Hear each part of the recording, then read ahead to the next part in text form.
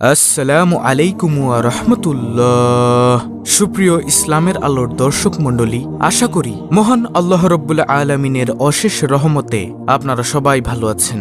প্রিয় দর্শক, প্রতিদিন মাগরিবের নামাজের পরে যদি কোনো ব্যক্তি এই 5টি দুরূদ বেশি বেশি পরিমাণে পাঠ করতে পারে, ইনশাআল্লাহ আল্লাহ তাআলা তাকে 3টি পুরস্কার দান করবেন।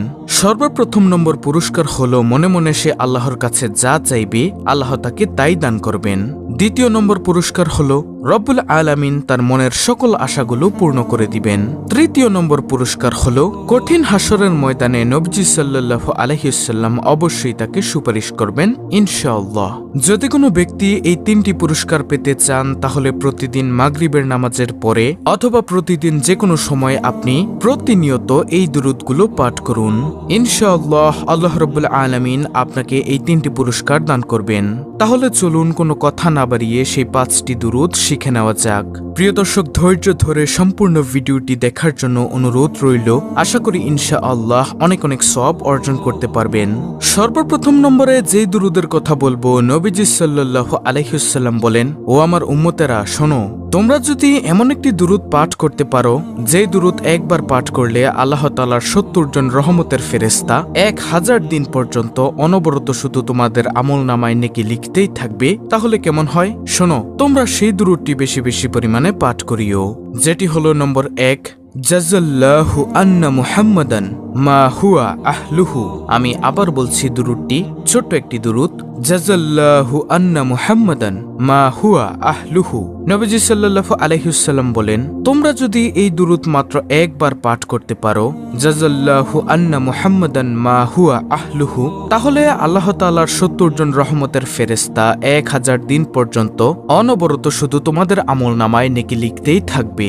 সুবহানাল্লাহ, আল্লাহু আকবার। তাই প্রিয় দর্শক, আমরা বেশি বেশি পরিমাণে পাঠ করব জাযাল্লাহু আন্না মুহাম্মাদান মা হুয়া আহলুহু। তারপরে দ্বিতীয় নম্বরে যেই দুরূদের কথা বলবো সেই দুরূদটি হলো আল্লাহুম্মা সাল্লি আলা মুহাম্মাদিউ ওয়া আলা আলি মুহাম্মাদ বারিক ওয়া সাল্লিম।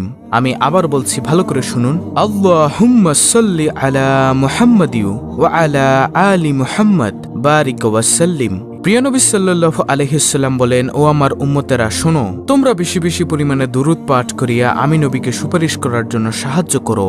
প্রিয় দর্শক, এই হাদিস থেকে এটাই স্পষ্ট যে যে ব্যক্তি নবীজি সাল্লাল্লাহু আলাইহি ওয়াসাল্লামের প্রতি বেশি বেশি দুরূদ পাঠ করবে, নবীজি সাল্লাল্লাহু আলাইহি ওয়াসাল্লাম তাকে অবশ্যই হাসরের ময়দানে সুপারিশ করবেন ইনশাআল্লাহ। ইনশাআল্লাহ, যে হাসরের ময়দানে কেউ থাকবে না, আপন বলতে কেউ থাকবে না, শুধুমাত্র একমাত্র আপন হবে নবীজি সাল্লাল্লাহু আলাইহি ওয়াসাল্লাম আর মহান রব্বুল আলামিন। এই দুজনেই আপন থাকবে, অন্য কেউ আপন থাকবে না। সেই হাসরের ময়দানে নবীজি অবশ্যই সুপারিশ করবেন ইনশাআল্লাহ।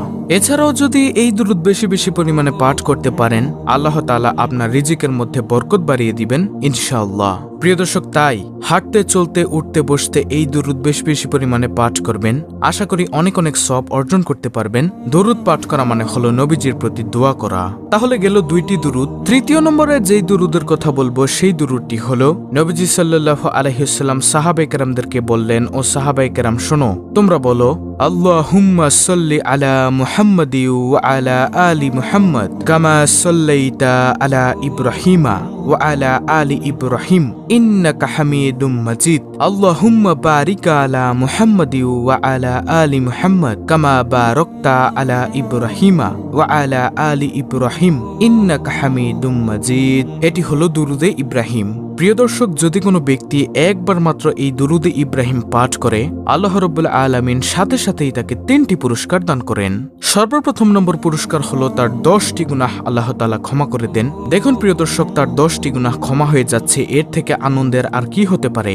তারপরে দ্বিতীয় নম্বর পুরস্কার হলো তাকে 10টি রহমত দান করেন। তৃতীয় নম্বর পুরস্কার হলো আল্লাহ তাআলার আদালতে তার মর্যাদা 10 ধাপ বৃদ্ধি পায়। সুবহানাল্লাহ, আল্লাহু আকবার। কোন ব্যক্তি যখন একবার দুরূদ পাঠ করে, এই 3টি পুরস্কার সে লাভ করে।